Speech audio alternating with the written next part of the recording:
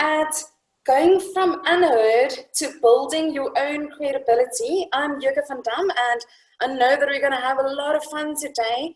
We have a bit to get through, so if you want, I can actually send you afterwards. I'll send everyone that attended, I'll send you a PDF notes, so you don't have to take any screenshots or anything. So if you want, you can literally just listen and enjoy.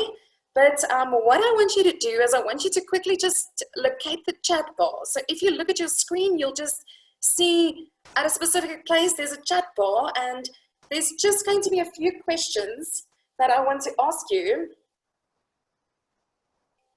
specifically.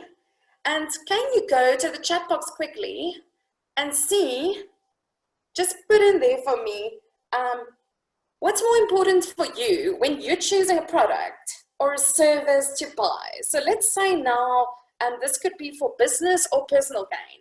Do you look mostly, so just put A, B, or C. Do you look at price?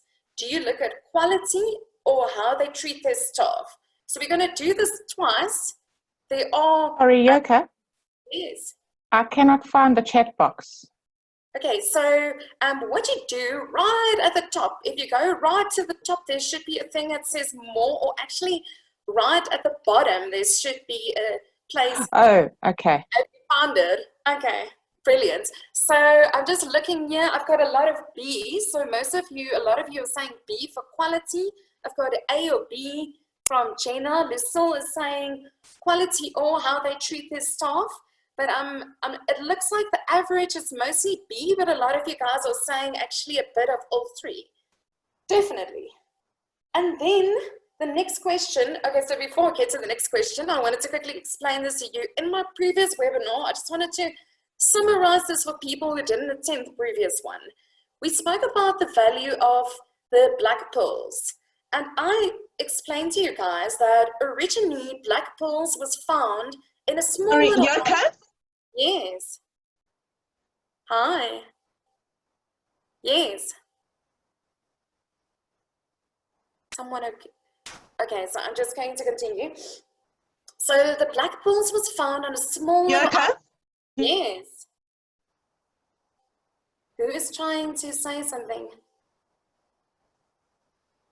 I'm not sure who's trying to reach me.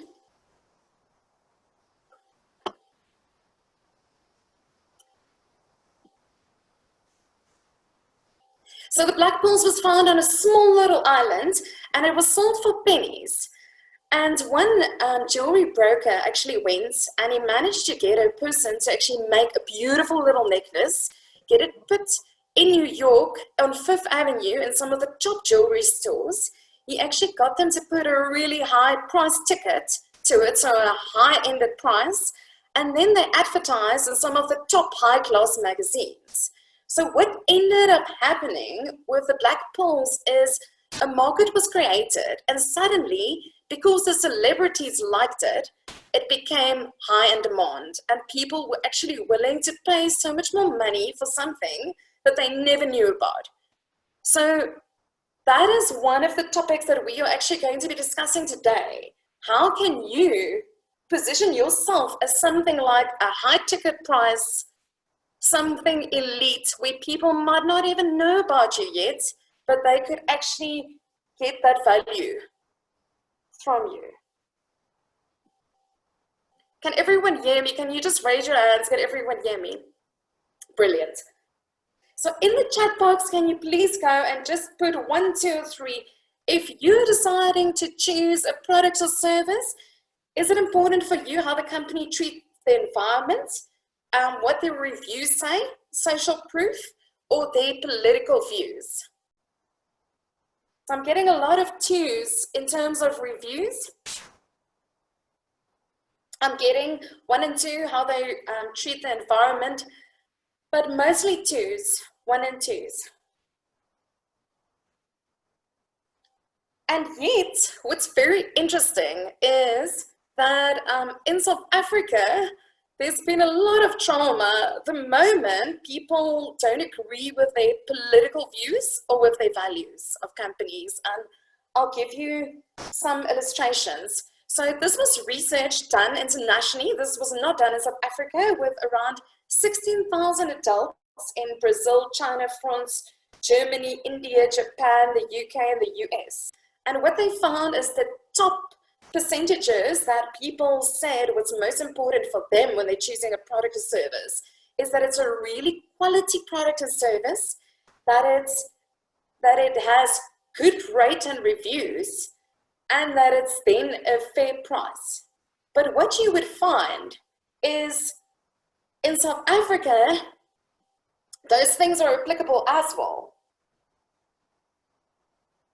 But on the political side, and I'll get into it in a moment, a lot of people will completely boycott a company the moment you become racist or have weird cultural beliefs. And I'll show you some illustrations. So my objective really for us today is to say, how can you become that black bull? How can you build a reputation online? So most of us have really been selling face-to-face, and people can have that gut feel with you. They can feel that they can connect with you. I've known Jolene for years, and we had the most fun when we were having a coffee face-to-face, and I think you still have a book of mine, Jolene, Long Walk to Freedom, but anyway. And it's a tactile thing where you're actually engaging with a person and you're in their presence. But how do you now actually change that where people even like, there are people here online today that have not ever met me before. So somehow you must have found some level of trust or credibility online to be here today. And we'll discuss that a bit more. We'll lightly touch on your personal brand, and then I have some ideas on becoming a thought leader.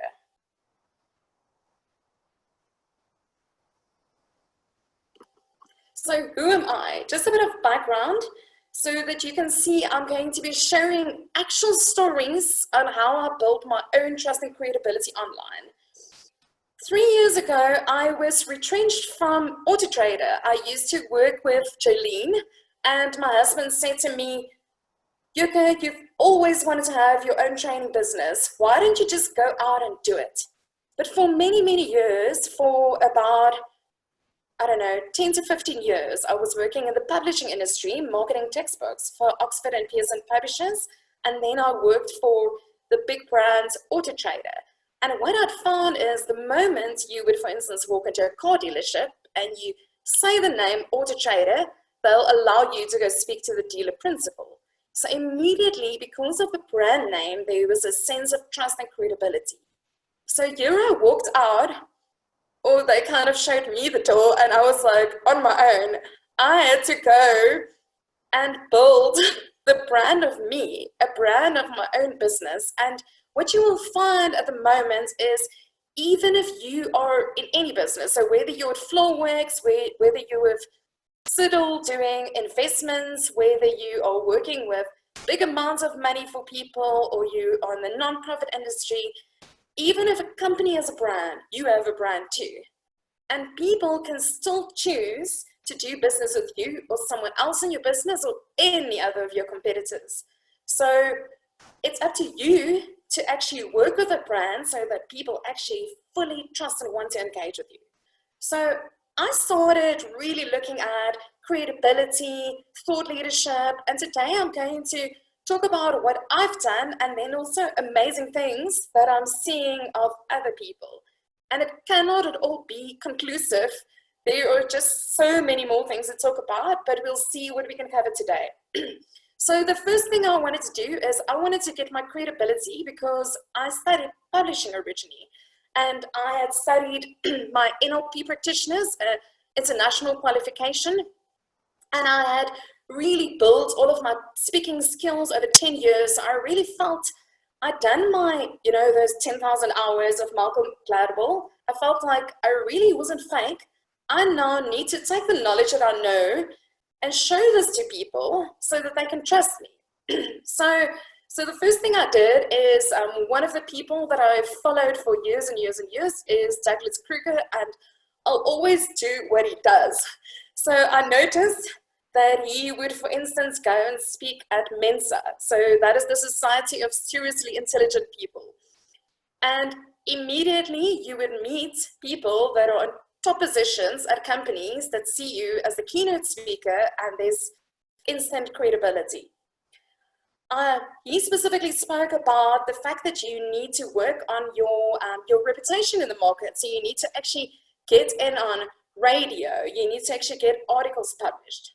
So having studied publishing, I knew how important it is to actually put proper content together. And I'd worked for Entrepreneur magazine for 4 years. I knew the editor really well, and I knew she was really tough in giving any content to anyone. But I had for 4 years helped all of my clients get thought leadership articles in the magazine or online because I told them how to do it. So I'll give you some of those tips and techniques. If you get into the head of the editor, the producer, the person that you want to provide content to, it's really not that hard to get.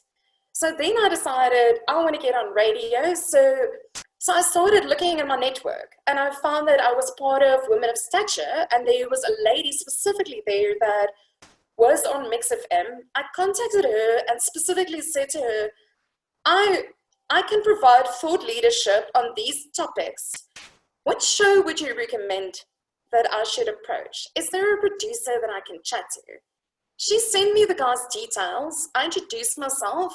I sent a few of my Entrepreneur magazine articles as credibility. I sent a few videos of places where I'd spoken, and he invited me for an interview in a month's time. And that was the very first time that I managed to get on radio. It's really not that hard, but if you actually start building the assets, as they call them, then when you approach someone, you have something to refer to. It's not just what you say about yourself, it's in a credible place. So even if it's on a credible website.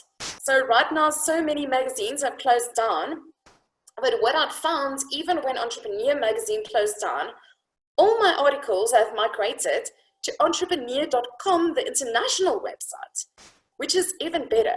So can you get links and clicks and articles and videos and things on other websites than just your own? And this could be the case for you, whether you are selling another company's products or services as well, because you'll be seen as a person that knows a lot about, for instance, flooring, or not slipping the impact, all of those kinds of things. So where would those people need your knowledge? From there, I've been organically, what happened is the moment you start getting in on radio, then it's easier to get the second one, because you'll say to them, when I was on Mix FM on this specific show, we discussed these topics. Would something like that be of interest to you? So immediately you sound more credible. It's not like you're a complete newbie at it. So start building your assets and start seeing how that it's actually working for you. So the kind of work that I do, to give you an idea, is I do presentation boot camps. So I'm at the moment running a 6-week program. And the way that I've actually pivoted ever since COVID is to help people build their videos, their sales pitches, so that if they're now sitting across from a client, so one of my delegates is here, I see her, hi Karin, she can actually use the videos that she's put together based on the target audience that she identified to start building some of that collateral herself. So I'm going to give you some ideas how to really start building that credibility. So I know right now some of this is not possible, but I'll also talk about what is possible right now. The moment you get on a stage, the moment you get in front of a room, you are immediately seen as the expert. So can you volunteer and figure out where are your expertise that you can actually go and share some knowledge with other people?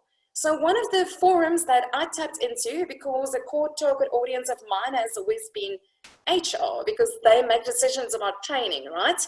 Is called Disrupt HR. And I realized they're an international platform. Yes, you go and share your IP for free. I get it. But the moment you're there, you get so much collateral that a professional photographer taking photos, you can see the photo on the left, some of the adverts that I used, photos on the AdWords was from that specific event, which I got for free. I gave my cell phone to some people in the audience to make sure you can see the bigger photo. There you can see it. It was a big audience, 300 people. So people don't listen to what you say, they need to see evidence. So the moment you get in front of bigger crowds, immediately it ups your credibility. Afterwards, I now have that video to use as well. This is various groups of mine that have done my presentation training. What I always try to do is I try to get photos while we're doing it. So can you, in your specific industry, actually look at how can I get photos of me in the evidence that I'm doing something? So even if it's, Peter, while you guys are at the hospitals doing the flooring, can you guys have some photographers taking photos there and use that as part of your social media feed, for instance? So actually look at behind the scenes kind of things that's actually showing evidence, because it's fair enough to say this is what we're doing, but get into that back end. Even if you have a really nice warehouse, I mean, you could do interesting things with forklifts, whatever it might be as well. So I've had some interesting discussions ever since COVID, and one of the people that's actually on here today was saying to me that he's never had to hard sell. They actually look after the top end savings of individuals, and it's really wealthy people, and mostly how they would find their leads for future work would be playing golf. They would maybe send their current clients for a spa day. They would sometimes just have coffee. Sometimes they would have conferences or events, but it's all kind of like being very tactile and being in each other's space, right? And he said to me, right now, they don't have issues with their current clients. They need to keep them safe so they can keep on using them. But where the problem is going to come in is in a year's time, if they've never actually gotten any other leads. So for today, I want to speak to you about how are people going to find you in different ways, because you can't do any of that right now. You can't go to a restaurant with clients right now. So what can you do right now? And how can you still tap into the same kind of camaraderie, trust, and build an amazing relationship, even if you can't watch the rugby with them? So your new coffee date looks like this, and we are having one today, right? And Reese Witherspoon said something really funny on Instagram. She calls Instagram the small screen. So from the big screen in terms of the movies, we're over to the small screen. And what happens on the small screen on people's mobile devices, on their desktops, is they're sitting at home, they're working at home, they're browsing online. So they have the opportunity to now ask for recommendations, browse, but also the negative things that happens is they can troll. They can say a lot of negative things. They can go on, hello, Peter, and you'll find that people actually hide behind their screens and will very easily even swear at the banks. I know people that were working for F&B, for instance, as part of their smaller group of social media, and they were saying, people don't realize how they can actually damage their own reputation, because they think that if they're tweeting, no one knows who they are. But she gave me some names of people that I know and the terrible things that they said to her, hiding behind their small screen.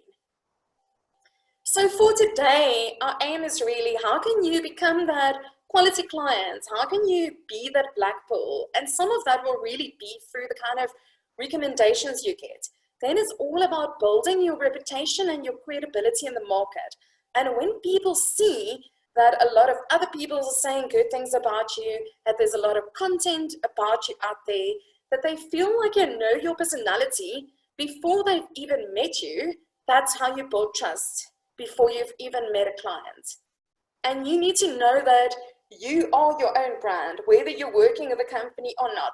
And I wanted to just give you some funny examples of things that happened to me. So I said to you, I've known Douglas Kruger for years, and this was an online example that happened in 2017. 2017, I saw that Douglas posted on Facebook and said, he has his new book at that stage out. They're your rules, break them at this author event at the Rand show, if anyone wants to come.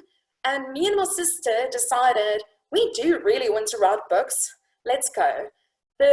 So we paid for our tickets, and the person that was selling them was Dave Nemeth. So I met Dave Nemeth online, and I went to the event. At the event, I sat next to this lady called Carla. And Carla is supposed to be here today. And Carla then introduced me to Floorworks, who are here today.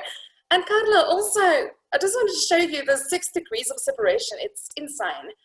So she then said to me, I need to join this little Facebook group called Future Females. I joined the group, Future Females, and within a few days, someone was saying, does anyone have recommendations for sales training? And Carla responded, I would highly recommend Yoke van Dam from Y Connect, and she tagged me in. And a few other people also did. At the same time, there was obviously quite a few other people also being recommended. You know how it goes, right? The next moment, I get an inbox from another sales trainer in Cape Town that says to me, we should probably meet because I think we are in the same line and potentially we can collaborate. A week later, she flew me to Stellenbosch to go do training on behalf of her at a wineland.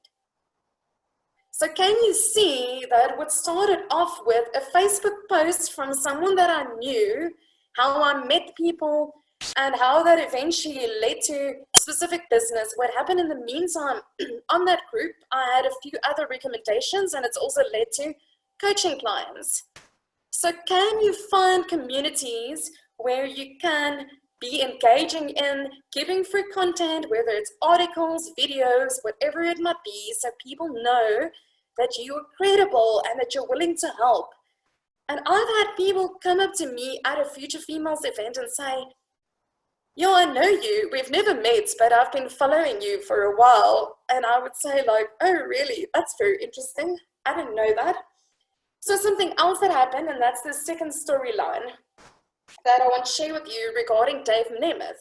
So Dave Nemeth, I only met at that event. So if you look at the 6 degrees of separation, what's hilarious is Dave was connected to Carla, who's also connected to Floorworks. So can you see just via Douglas Kruger how I actually found connection into a company? I wasn't aware that Dave was also following me on social media. I was speaking at a speaker's showcase, and we had these professional photos taken, and it was really nice. We had the proper microphones on, really keynote style. And the next moment, so it was actually on a Saturday and a Sunday, and I posted a photo of me and the one gentleman standing there. Within 5 minutes, Dave inboxed me and said, I don't know what you're doing, but I need you on my radio show. So people are looking at what you're doing, and the way that they find evidence is through the content that you provide. So social media has far moved away from just a platform to chat to your friends. You need to always know that there could be people that could actually open doors for you. I then, within 4 days, was on Dave Nemeth's Design Authority radio show. And then he enjoyed it so much, he invited me again the next week. So I ended up with 2 radio shows, 2 sets of assets, podcasts. So what you'll find is you specifically start actually asking people, and you say, can I speak here? Can I do this? Can I provide content? And eventually people start asking you. It's just a natural turnaround process that happens. I was actually blown away ever since COVID. I think in 1 week, I was interviewed on 3 different YouTube channels. So, and I didn't have to ask to do any of those. So I don't see myself as a thought leader at all yet. I'm still in the process. It takes years and years and years, but I'm slowly building the credibility so that if people Google me, that there is content out there that they can engage with long before they've met me, so they can make up their mind if they actually want to have a meeting with me or engage with me or not. I've had examples where people actually listen to a radio show, a podcast that I included in my email, and afterwards they phoned me. So I was supposed to go have a meeting, and they said, no, just come through for the brief. We've decided we're using you. So can you use some of that collateral in a way so they can really see you do know your stuff, you're really credible? Then it doesn't become a situation of you are really competing against other people anymore. They've already decided they want you. So I was referring to Douglas Kruger, and he has this beautiful framework, and I've been trying to use this specifically in getting all of my publicity. And he says, where you get to own your industry is at the framework, at the intersection of where you're a bit of a celebrity, but I don't think that's necessarily in all target areas. This is just in terms of your target audience. So does your target audience know about you? Do you have the knowledge and do you have a bit of personality? So he would use references of Jamie Oliver, Nigella Lawson, and say, are they necessarily the best chefs in the world? Or do they have the fame, just enough knowledge, and a freaking amazing personality so people do want to follow them? So for you, you don't need to have a PhD. And I know that Dr. Bill Price, you have the PhD, so you definitely have the knowledge. Then it's just about adding the other elements. But you don't have to have a PhD to be able to provide thought leadership and build credibility and trust online. You just need to bring that kind of presence where people actually know who you are. And some specific ways in which you could do that to kind of like work on the mini celebrity status is even through things like Facebook advertising, targeting your specific target audience, and finding specific groups where people are that you want to have. So I have put some ideas together for you. Let's actually just start with one. So originally, I was looking at traditional media. So I always wanted to get into traditional media on radio. And these days, what you're finding that is having some of the highest traction and highest LSM groups that you would probably want to get into your fold is podcasts. And there are actually platforms, and I'll put a link on that, I'll send that to you guys afterwards, where you can apply to be interviewed on international podcasts and also put yourself forward as a thought leader or knowledgeable about specific topics. And that's a really good way to start. So you don't just have to do your own podcast, you could also be interviewed on others. So originally we would have started with television. So there's still a lot of people, I mean, that is amazing if you can get TV interviews, but the new TV is the small screen. So you can do Insta TV, you can actually on Instagram, you can shoot videos, and that can also go viral. You can do Facebook Lives. Something, and I'll give you an amazing example of someone that's picking up so many business leads on a weird channel, TikTok. She's a voice coach in Australia and she's doing some incredible things, and I'll give you her link so you can get her ideas. And then there's obviously YouTube. So you can pick various channels for you to build your credibility on, and you can use the same content and repurpose it for 5 channels and do it over a period of time. You don't have to do separate content for every channel. So then originally we would have been looking at print, so magazines. So coming from the publishing background where there's so much more value in curated content, where there's an editor and a publisher involved and all of that, if you want to be in an environment that's seen as more credible, don't just publish your own LinkedIn articles. Send it to publications. Send it to Harvard Business Review. Send it to look at where would your target audience be? Could there potentially be trade publications?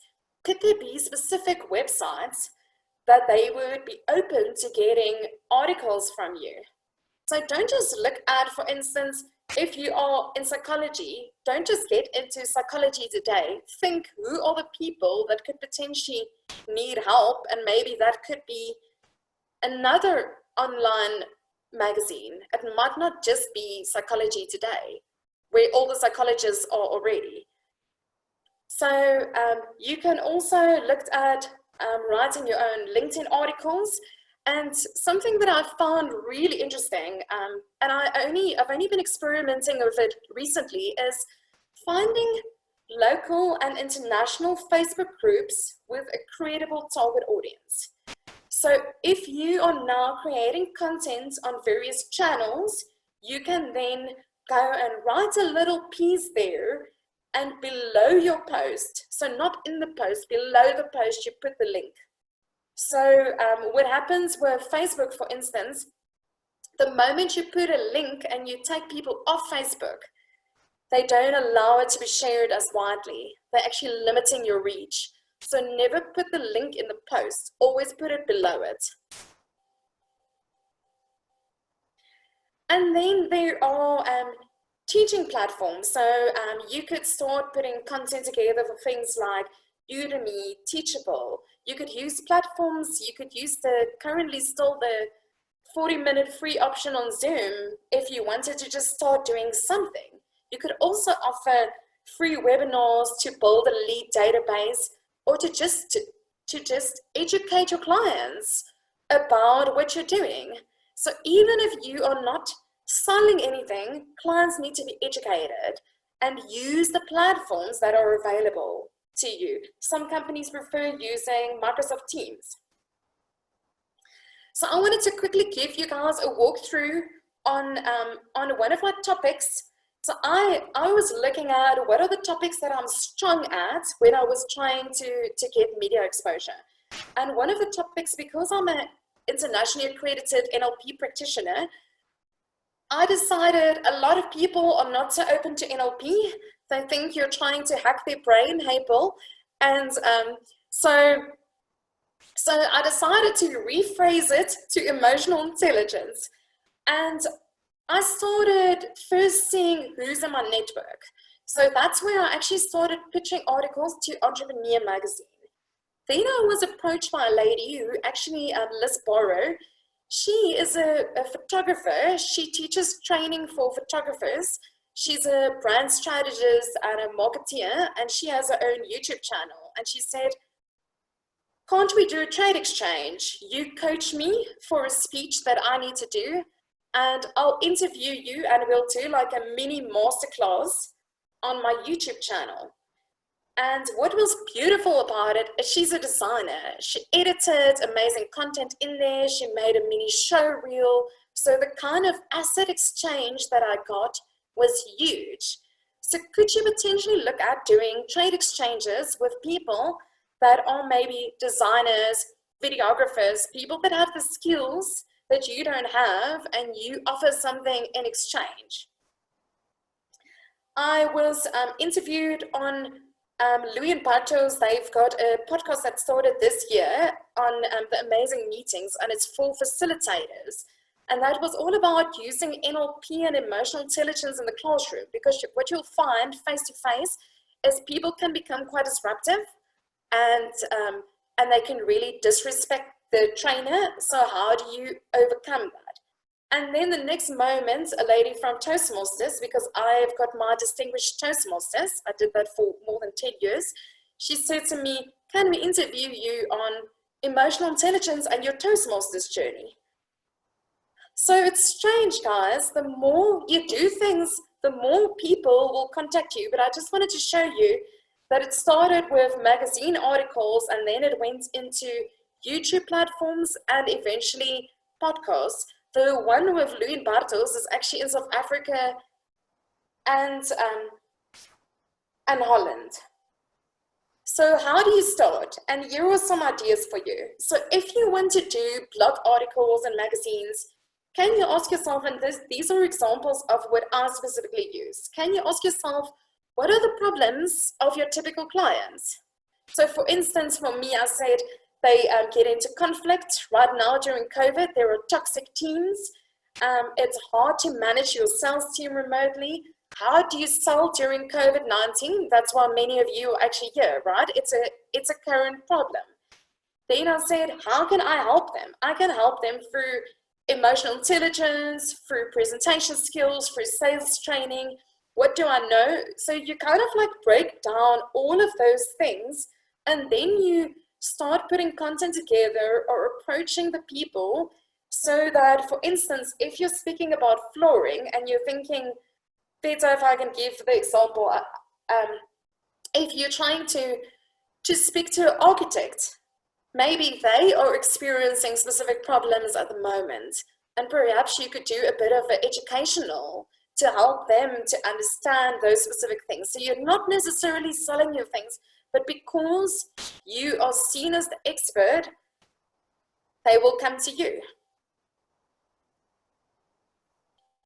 So some ideas from a thought leadership, and I'll give you the title as well, is capture what you know. So can you do some rapid brainstorming? Can you grab Post-its and just write down whatever ideas you have, and then just like spread it out on a table?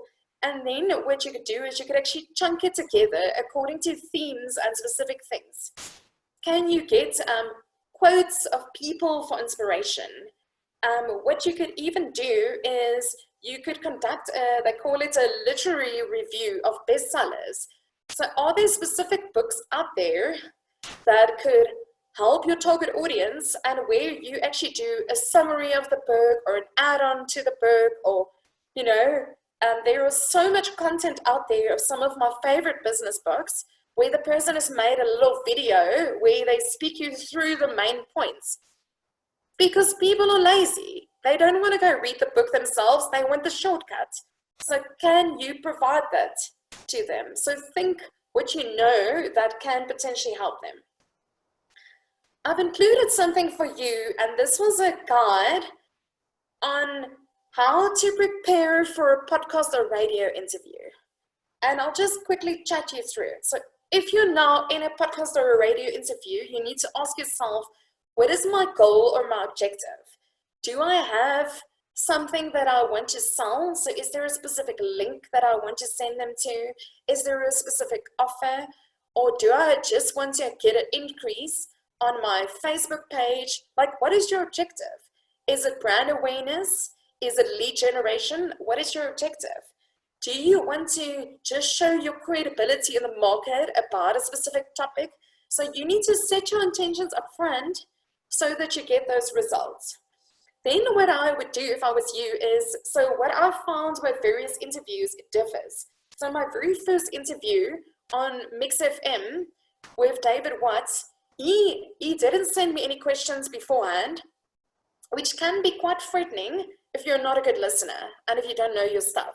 So what I did, and this is the advice that I have to give you, is I went and I did like the rapid brainstorm in terms of the topics that I would like to discuss, and I made mind maps and threw them in a flip file. I love mind maps. You might use something else, okay? So I had them open in front of me during the radio show. I had obviously sent him my profiles, websites, all of that. As we met just before going in, half an hour before going in, he said to me, I must say that I haven't had the chance to read anything of yours, and if you've sent me anything, I wasn't at the office today, so I don't get that. So what you have to do is, if you're going somewhere, is give the person something in their hand, or otherwise, if it's going to be online, which will probably be the case now, send them something. So send them like a little bio that they could see. Send them like, what are your favorite topics? You know, you could even direct the questions to say, I would be comfortable with these kinds of questions, or just give them like headline topics to speak about. So I had planted seeds in his mind while we were sitting there, and I said, I'm very comfortable with speaking about presentation skills, about sales training, about storytelling. So about NLP. So I was, you know, trying to just plant ideas in his head.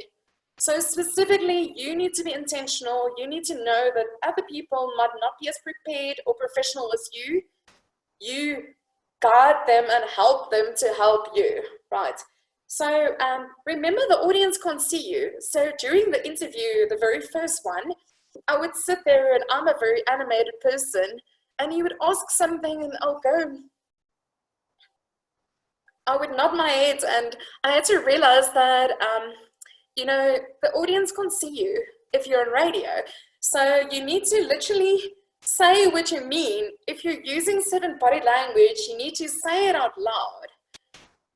You need to work on your ums and ahs so that you don't have those fillers. And what was quite frustrating on the radio for me, which I preferred with podcasts, was you would sit there in the interview and you wouldn't make eye contact at all. And I'm all about eye contact. So he would ask you a question and he'll be doing all of the different things, putting on the next song, like scratching, I don't know, on the ground. And I was getting overwhelmed, like, geez, this is like a monologue, you know? I'm like, he's asking me to just carry on and on and on. So one of the techniques that I learned through Toastmasters originally was also impromptu speaking. So can you reach and share stories, just continue the point, but don't start talking faster and faster because you're stressed out. Just like calm yourself down and really listen to what the person's saying to you. I found amazing value through Celeste Headley. She's an international radio host, and I bought her book on We Need to Talk. It's incredible. And she has a very well-known TED Talk. And she says her biggest frustration lies with hosts who would ask a question, they would not listen to what the person's saying, and then later on ask something that the person has actually answered. And what you might find when you are being interviewed is, can you switch off your mind? Can you shut up your internal thoughts and just focus on what the person's saying so you can get the full question?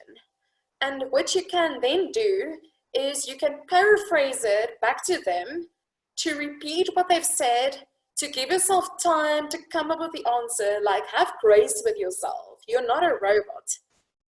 But what I've really found is it's really about listening very well. I've recently listened to some TV interviews where questions was given up front.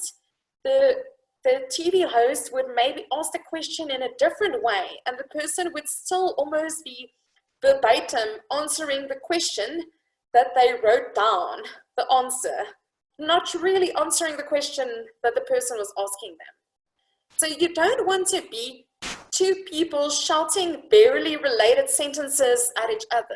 You want to make sure that you're getting what this person is saying and that you are the expert that can actually help them and guide them. So I would definitely say tap into your listening skills.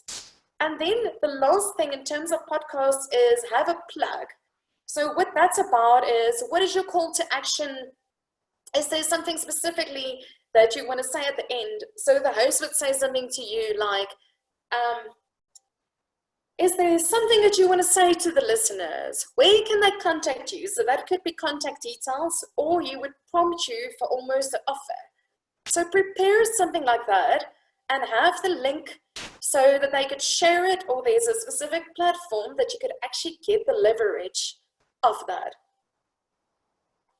This is a brilliant book that I would advise you to get on the Ford leadership practice, and I'm just going to quickly give you some headlines on this. So Matt Church says there are various levels of developing content. So you can look at content, the stuff, the concept, making the point, and then the context, models and metaphors. So where I kept on referring back to the black pearl, where did it fall?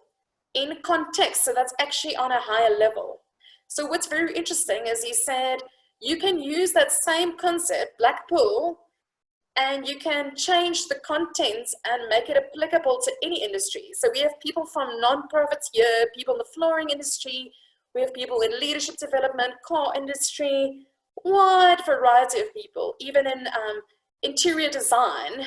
And the black pearl concept, that metaphor, would be applicable to all of you, but not necessarily in the content itself. So when you are doing something specifically to your audience, you could use that same metaphor framework and actually apply it to everyone. So just in a nutshell, this is his 6-step process. So he says, start making a list of what you know. put it together in clusters. Can you really be clear on the point of your main idea?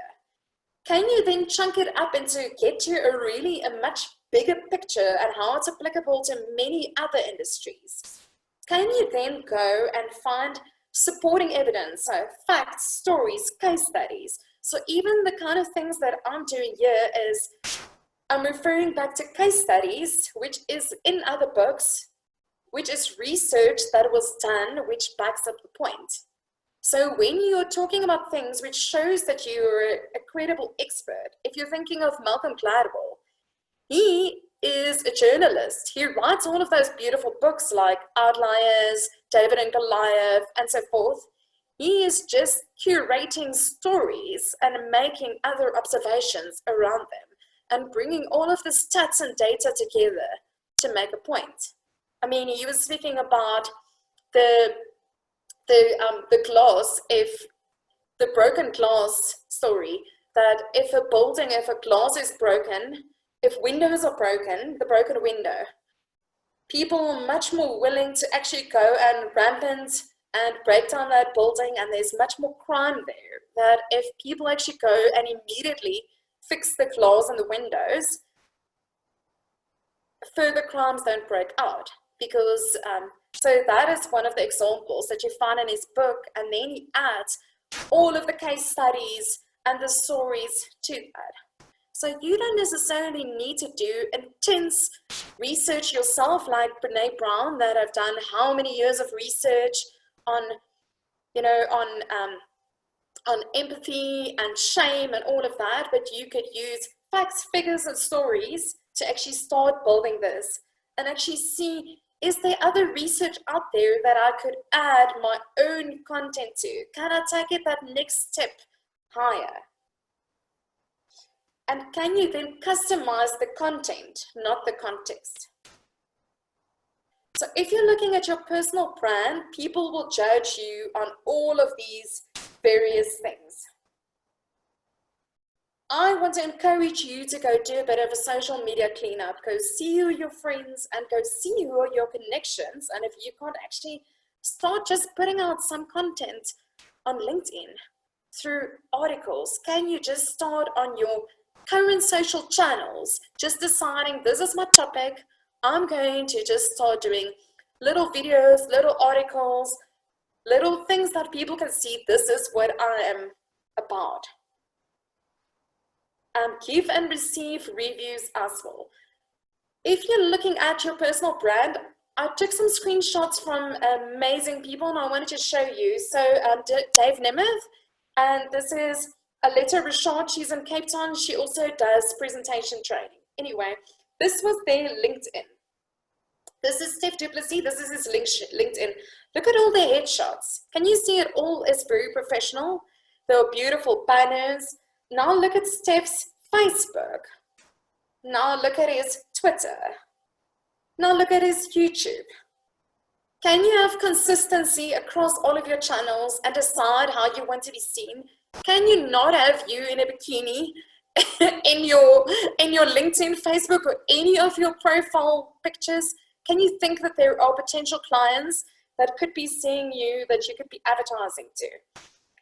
And then I just want to say, mostly the way that we have been doing business has really been kinesthetic. So through touching, so it could have been through the golf, the spa, the networking event, the team build, right? The way we purchase, and I'll just quickly talk you through this, is in various ways. It could be visual, it could be auditory and kinesthetic. This was very much kinesthetic. It's touch and feel, right? You're drinking a cup of coffee, you're tasting a glass of wine, you're at the lunch together, but it's also the words that you use. How can you, through your content, tap into all of those different modalities? So kinesthetic people, they're very strong kinesthetic. They would tap people. They would pick up on the mood in the room. They're very animated with their hands. They love giving high fives and handshakes. They'll say things like, let's get the ball rolling. It's a gut decision. We need to slam those targets. Yes, it doesn't feel right. So if you are a kinesthetic person, and what you would find is a lot of people that are kinesthetic might feel very frustrated at the moment because in sales, they're struggling to get that kinesthetic feeling actually happening with their clients, right? And I will give you some ideas how to do that. You could just use it through the words that you use. So what I can do for you afterwards, if you want, I found there's a short online survey on VAK that you can do to see what is your top modality, if you are kinesthetic, auditory, or visual. And then you can do it to see what do you prefer doing. So if you are more touchy-feely, you're going to speak from that point of view, but you could miss out on the other people. So you need to become like a little bit more well-rounded. So Gareth Cliff attended the professional speakers last year, and I was blown away by his stories, and he actually sold me on podcasts. And he said the value of podcasts is there aren't all of those stupid adverts. And I totally agree. Remember my example of my first radio interview where the guy's scrambling on the floor, changing the music. So he said he actually had an interview with Johnny Clegg where they built so much rapport and they could really go deep. And they had this beautiful conversation. And that's what you find with a podcast. There's a beautiful sense of trust and much deeper content that can be created than just on the radio where you're working with 2-minute sound bites. So an auditory person will say things like, oh, that doesn't sound right. Would you mind saying that again? Shh. They'll say sound words. I hear you. You don't hear me. You don't really hear me, ever. And when they are in your office environment, they'll close the door. They'll try to minimize noise, for instance. And they'll study by talking to themselves. Visual people will judge people on appearances. They like shopping. They're very good at spelling. When they talk, they paint the visuals. So they'll paint in the clouds, the sky, the grass, everything around it. And the auditory person will say, can you just get to the point? And the vision person will be like, but I was finding my shoes and I was just getting ready for the date. And the auditory person will be like, but what did you eat? And the kinesthetic person will say, did you feel a sense of connection? You know, do you think this is your marriage partner? How did it feel? You know, did you kiss? So when every person will actually refer to something else. So you need to make sure that you're actually catering for all of those boxes in your content. So through the words you use and also the way in which you do it. So visual people would be glad that there's some lighting on me. If my makeup was bad, it would irritate you. If there was a spelling error on the slide, you would email me afterwards. The auditory person would be irritated by my Afrikaans accent. Well, the kinesthetic person will have a general feeling of how they felt during the training session. And you need to make sure that you're catering for all of those people. So this is the lady, and I want to just show you how she uses VAK. So there are quite a few of her links. So Sally Prosser, she's in Australia, and I love her, and she's a voice coach. And she recently got a beautiful photo shoot done, and so that will really be appealing to the visual people, right? Then also for the kinesthetic, which has to do with smell and taste. So in Australia, they can still drink wine, not like us who have run out a long time ago. So she actually sends wine to her clients for her vino and voice sessions. How cool is that? So she brings that tactile touch to her training. Then obviously she has a podcast which has everything to do with auditory. So she specifically said you need to make sure that you're actually touching all of those areas. This was from her Instagram page. I just wanted to show you how beautifully visually appealing it is. So she has this branded, and then it has specific links through to offers and things that she has. She was also interviewed on another favorite podcast of mine, Leanne Yu. She's in Brisbane, Australia. I've been doing a course of hers online, and I built total trust and credibility with her, or she with me, long before I met her. I listened to millions of her podcasts. I was following on LinkedIn. Eventually, I just inboxed her on Instagram because I felt like I knew her, and she responded, and we started our friendship. So people want to know if you're something that they can relate to, and if they like you, and if they do actually want to do business with you. So that's really how you build that sense of trust and credibility. Other ideas, just in a nutshell, is if you go and speak somewhere, ask them for photos. Very often they will have professional photographers there, and you'll get beautiful shots. So this was at a Just Hello event, and this was at University of Pretoria at a incubation hub. I was speaking at Potchefstroom Business School. They didn't have a photographer, so I gave my cell phone to one of the random ladies standing in the doorway and said, would you mind taking some photos of me and of the audience, because you need the evidence, right? And then what I didn't even know is the marketing person then videoed us for a YouTube video afterwards, which went onto their channel, and immediately that led to credibility.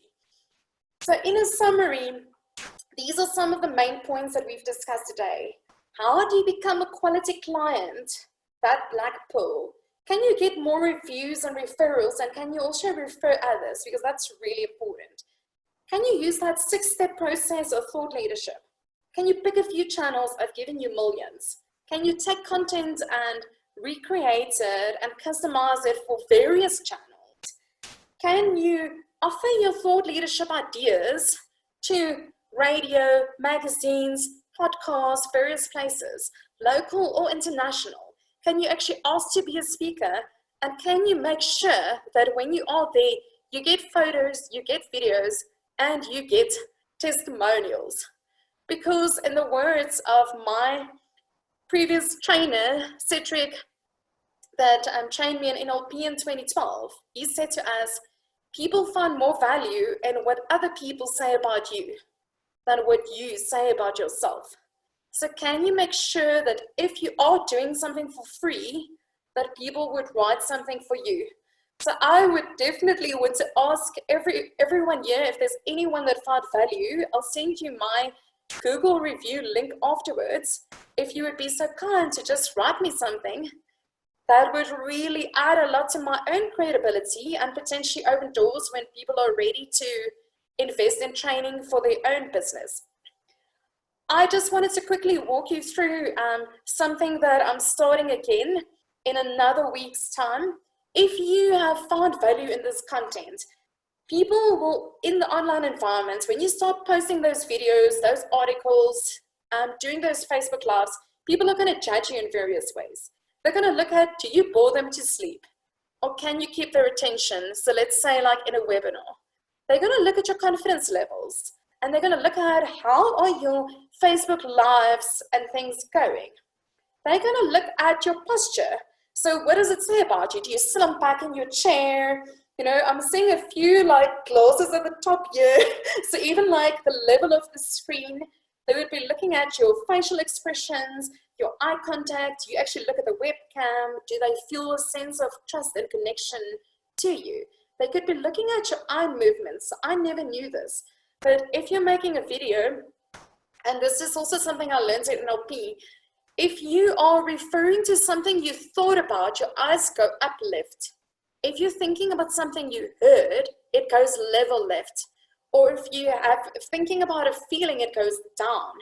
So what I used to find is if I'm making a video and I'm not very well prepared, I would try to think what I need to say, and my eyes would be all over the place, and it would even circle, because I would try to refer back to what I wanted to say, you know, what did it sound like, because I recorded it, and it would be circling, and that doesn't look like great credibility.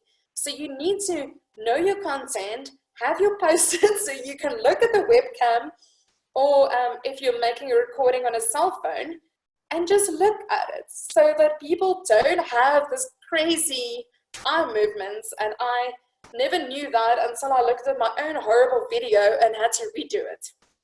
People will decide, can they trust you? Is there a sense of return of investment? So that really has to do with, you know, Have other people bought from you? Has there been social proof? So this is my 6-week program. We've gone into week 3 now, this past Tuesday, and we actually adapted it to the needs of the audience. And we're going to run another one, and I'll give you a special rate. If you're interested, I'll send you the link afterwards as well. But what people have found the most value in is starting off with, at the top, actually understanding the audience, actually getting into the head of a client to understand, I'm not just going to push my thoughts and ideas on you. I'm going to try to really understand what your world looks like, what you're struggling with, so that my content can actually help you. So that was one of the biggest aha moments, I think, for the group.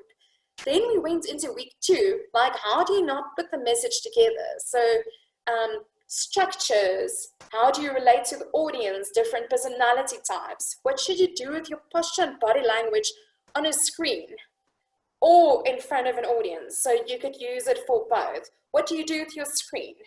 Then we went into week 3, and that's where we went into the art of storytelling. So we did the hero's journey. We tapped into lessons of Hollywood, of people like Will Smith. What did they say specifically when they actually come up with film scripts and plot points? How can you pull that through into your business story and why you're doing what you're doing? So people don't buy on rational thought, they buy on emotions and they buy on stories. So the storytelling piece was amazing. But like the most fun piece for me so far was in week 3, everyone had to take all the homework that they did and then they had to present. So they were just given 3 minutes and they presented live in the class, and I gave them feedback, elaborate feedback, so that they could improve on that. And now they're reviewing the video and actually having growth opportunities from there. So every week we're taking a module and we're building and we're growing, and it's chunk sizes so you can digest it. So while I was doing this face-to-face, we would do it in a day or 2 half days.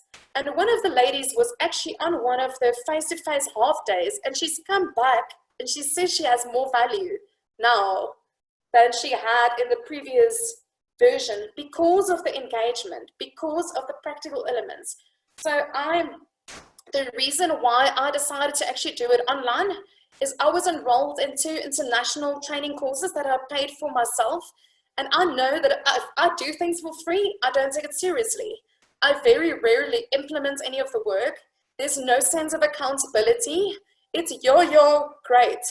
I have 3 books next to my bed that I bought. Do you think I've read them? Do you think I've done anything with them? But the moment I'm in a course and there's a sense of accountability, there's a timeline, there's a group, there's a sense of fear of missing out because everyone else is doing their homework, immediately you go and put your bum down on your chair and you do your work. So I found in 2 of the courses that where I would give you the most value in doing a program with me is the accountability that you'll get, and that you would actually then develop the material and you'll get feedback as you go, so that you actually end up with quality, good marketing, thought leadership pieces that you can implement to build the trust and get the credibility in your business. So in week 4, we're going to focus on voice and virtual presenting. Then we're going to get into persuasion techniques. And then lastly, we're going to get to video pitches. So that is just in a nutshell what that course is about. I'll send you all of the links. And I have a few other value adds. So a lot of the radio interviews that I did, guides, presentation hacks, managing a sales team, you would get access to all of those at no extra fee as well. The total value of the course ends up being $14,700, and for this group, I'm offering it for the next 3 days until Monday at 5 o'clock for $1,999. So if you click on this link, and I will pop it into the chat box for you as well, send it to you afterwards, there's a PayForce link, so you can actually go and do an EFT, pay by credit card, or whatever way is possible to you. But if this is not for you, this is just something that's happening again, and I just wanted to give you the opportunity hopefully we are going to cross paths again, and there's opportunity for us to do work, whether it's for you yourself or with your company or otherwise one-on-one coaching work. I'm here for you guys. So you have my contact details. I'll pop this link quickly for you in the chat box, and I'll send you the guidelines. Is there any questions from you guys from today's session? You are welcome to unmute yourself.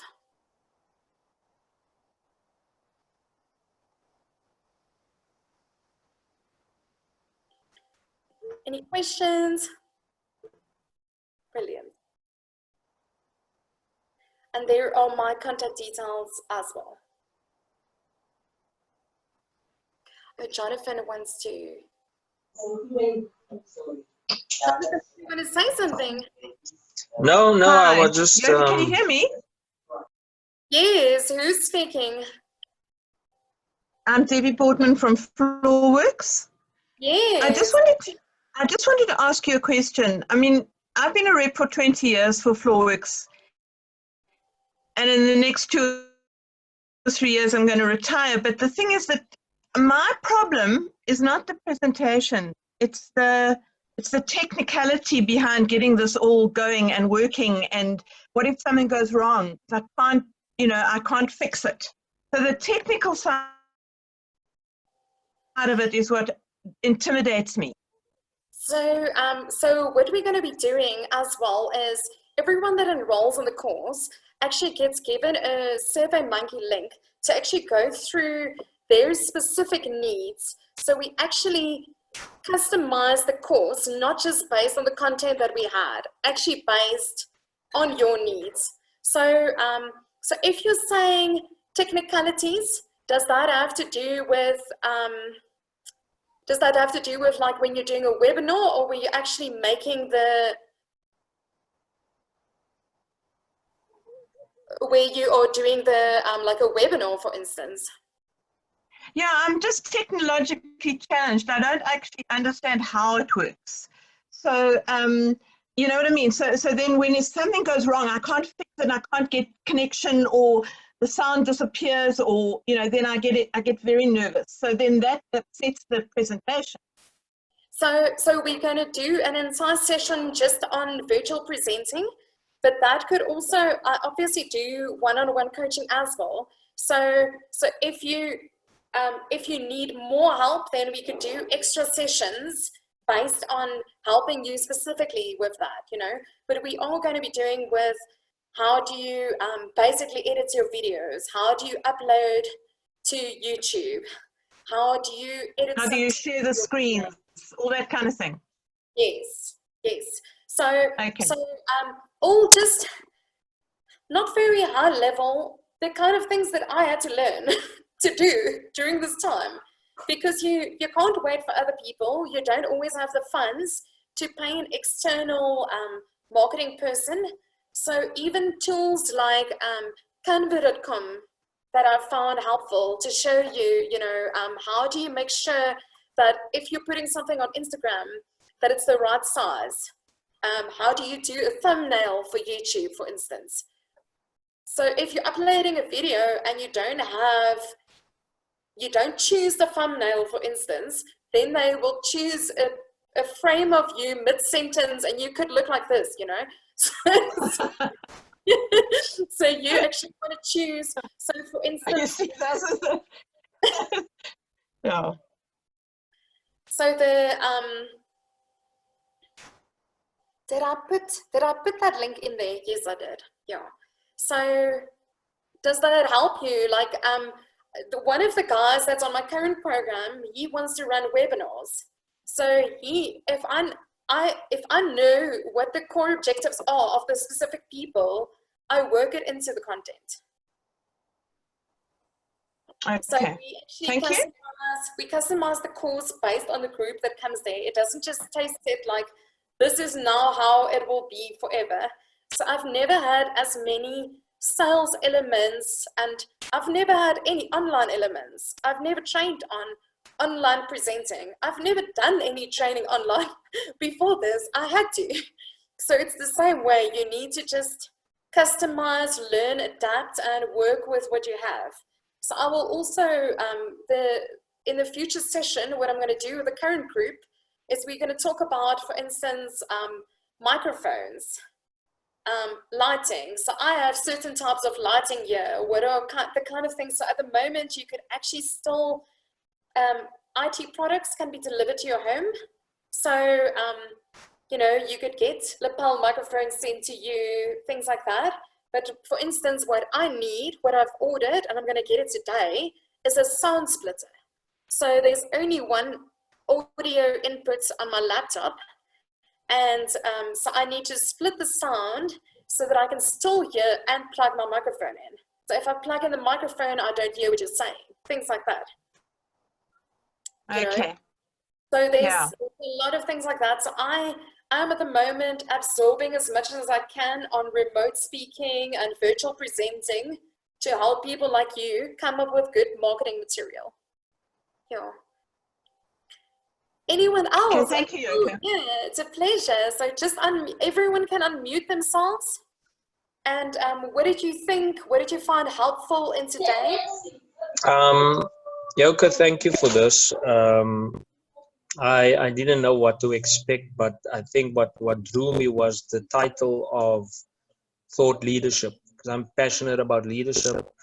And I think in the nonprofit organization or the nonprofit sector, over the years, people have seen nonprofit as you don't present well, you don't pitch well, and so that affects a lot of buy-in from businesses and CSI funding. So this was really helpful for me to present better, to be more professional, and using all the cues that you gave us to present better. So yeah, thank you. Thank you. It's a big pleasure. The moment you step up your own game, Jonathan, the difference will happen where people will maybe even give you guys bigger amounts of funding and take you so much more seriously in your business. So through the years, I also do training, for instance, on professionalism. The more professional you are and the more prepared you are, it kind of like rubs off on the other people. So I instructed you guys in my emails and I said, please, would you mind meeting us inside earlier? And what did you do? You did. You know? So had I waited, we would have wasted 15 minutes waiting for people to join. So you need to always preempt what is the result that I want and what are the things on the back end that I need to do. But what I have to tell you from a virtual presentation point of view is there are so many more technical aspects that you're not aware of that's happening in the back end over here. I have different lines. I have a different screen. I've got two tables standing on top of each other. You know, I'm standing to have different kind of energy. So there's a lot of thought that actually goes into it. Yes. Happen like that. Yes. But I hope it's thank you. Yes. Guys, I've forgotten there are prizes. So let's quickly hear if these people are here to win the prizes. So the first person that's winning a prize, and I want you to unmute yourself, is Gilbert. Gilbert, are you here? Yes, I am. Gilbert, you have won the coaching package. Are you happy about it? Oh my word. I've never won anything in my 48 years of existence. And so this is the very first time in my life. Wow, I don't know. How can you use it, Gilbert? What specifically would you want to get coaching on, just for, you know? You know what? This is unexpected, and I'm so nervous. And you know me, I'm not usually nervous. What I would do is maybe have a chat with you after this, because I really won't be able to say to you, I want this, but you know my weaknesses. We have interacted for a long time, and you know very well that my major problem is purely just selling and or getting known out there. So I will look at what you have and then pick something that is maybe relevant. But I really, and especially now with the COVID-19 and social distancing and all that, I would maybe discuss with you after this. If Brilliant. that answers you. The second person is Michael Lee. Are you still online?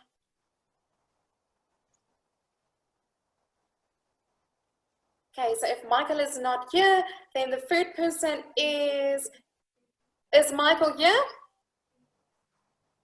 Is Pietri Inder. Pietri Inder. Awesome. So any questions from anyone else from your side? Anything that I could specifically help you with? I'm here for you. I'm still going to be here for like another 10 to 15 minutes. So you guys are free to come or free to go. I'm here to help you. Can I just quickly ask if there's some comments just on one thing that you want to take away? Peter, yes. Hi, I just wanted to ask if you could send us that VAC survey, because being a leader for a sales team, I'm always trying to find ways on motivating the team, but I've also got to understand the type of person I'm dealing with and how to work with them so that they can, respond in a positive way. So I think that is definitely just helping me understand, who they are, and then I can sort of assist them better. Yeah. Definitely. And the survey also has a little explanation on what every style means. So then when you know that, and you could almost like label them, when you phone them, you can use more of their words. So if it's the visual person, you'll use see, you'll send them pictures kind of thing and adapt it accordingly. I will definitely do that. I'll also send you guys the PDF notes so that you have it. Yes. Jolene, what did you think? It was really good, hey? It gives you something to think about, because you forget that now that people are at home, they look more into you as a person as well. And if you haven't cleaned up your own look, what are they going to find? Exactly. So I forgot to say, everyone needs to go Google themselves, but I'll put that on the email as well. Go see what you find in the pictures, go see what you find in the videos, and go see what you find just in the normal search, because you need to start populating your own. I think on the videos, because of all my podcasts, up to page 9 of Google, there was still videos of mine. It's crazy. So the more you do, the more there will be. Exactly. So the one girl that met me on Future Females, she said, "Oh, you were so credible." I was like, why do you say that? She said, "Oh, I Googled you." And there was like references from like 10 different sites to you. So I knew that you had to be credible. So that's why people look at other places, not even just at your own, but at least do a lot of on your own social channel as well. And share on groups. No, 100%. Sorry, Jolene. Sorry. We missed you. I was saying, even like WhatsApp, we forget that you have your clients on your WhatsApp, and you forget the stuff that you post there, even. I was speaking to a sales coach yesterday, and he said, right now, if you send emails to clients, many of them are still in fight and flight mode, and they won't even open your email. But should you send a Facebook or a LinkedIn, you can see if they are there. And then you could actually have a conversation with them in that way, or like over WhatsApp. So for a previous webinar of mine, I'd send it quite widely over WhatsApp, and no one responded and said that they were going to join. But then most of those people were in the room. So I was like, I thought I was spamming people. Meanwhile, they came. So they must have found value, Exactly. But just don't do unsolicited emails. Don't include all the emails. Do it in a way that where it's individually or like a broadcast. Yeah. Yeah. Here's a Google to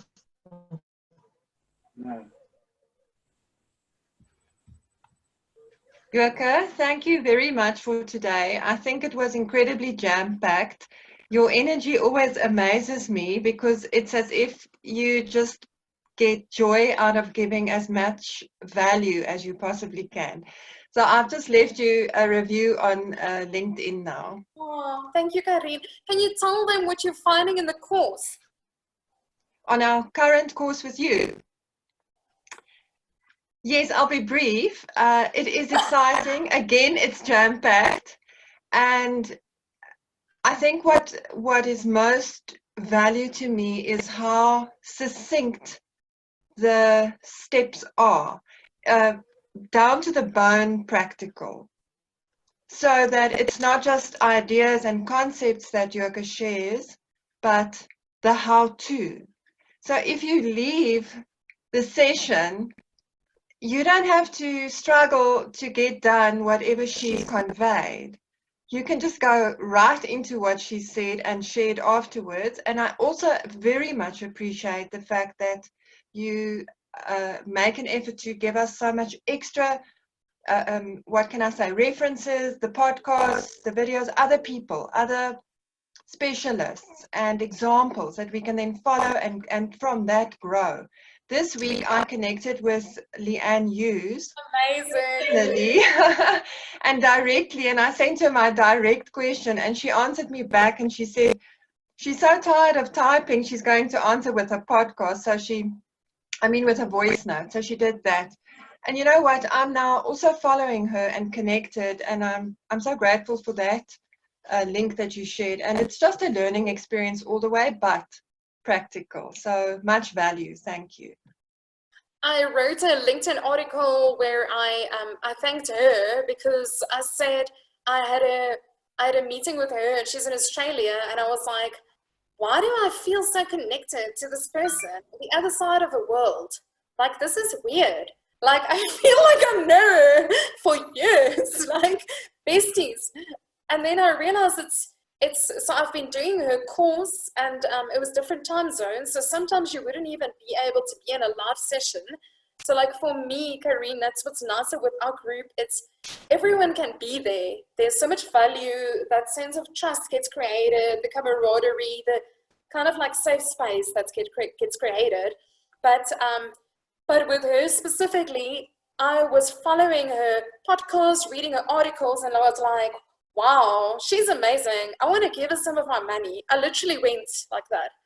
I was like, I've had so much value, I have to start paying her.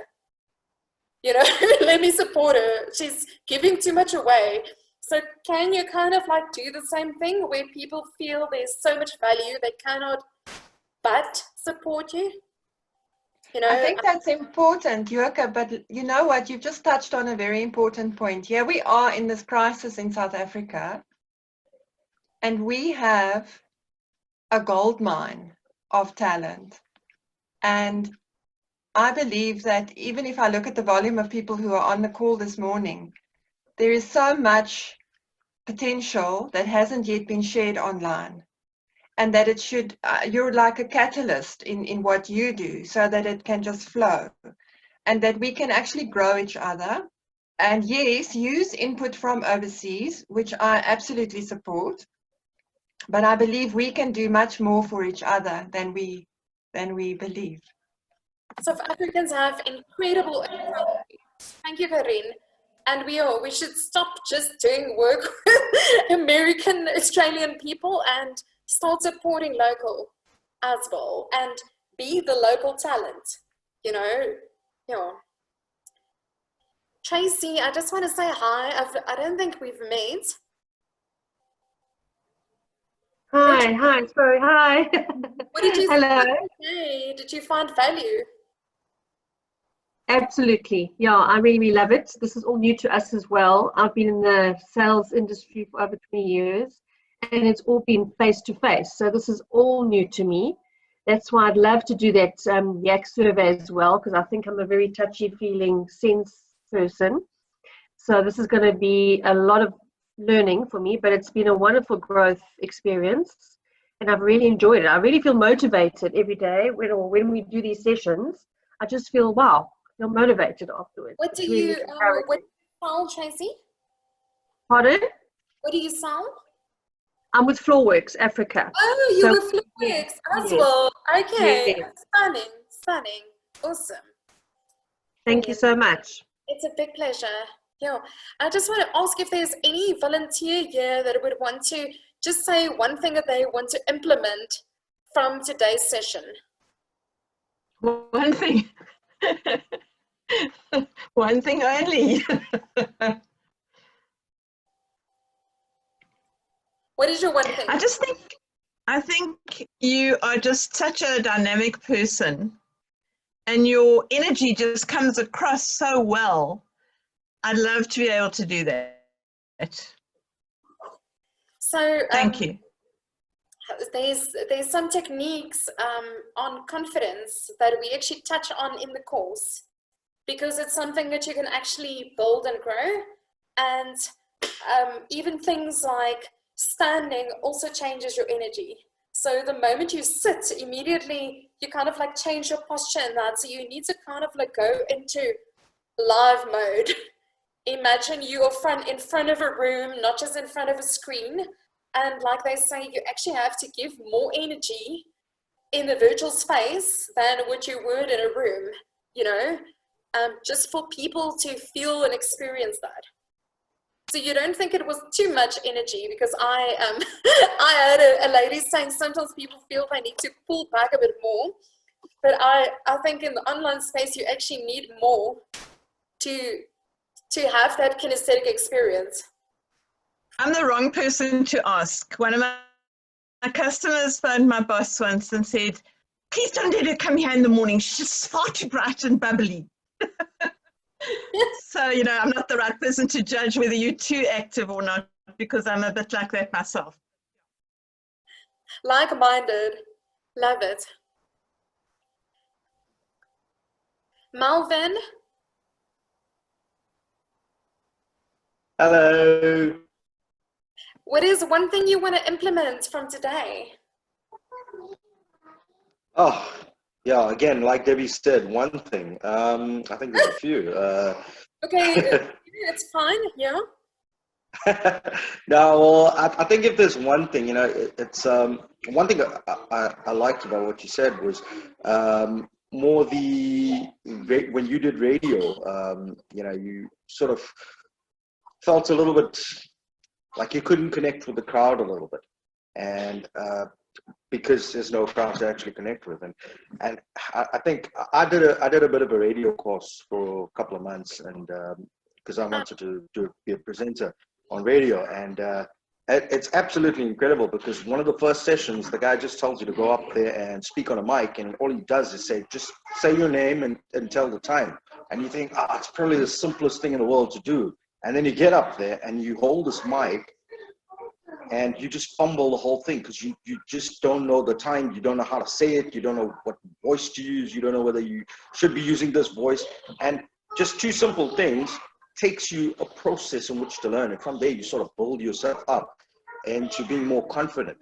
So I think confidence is probably the key factor to do any of these presentations, and once you build your confidence, I think it's more or less a walk in the park for you.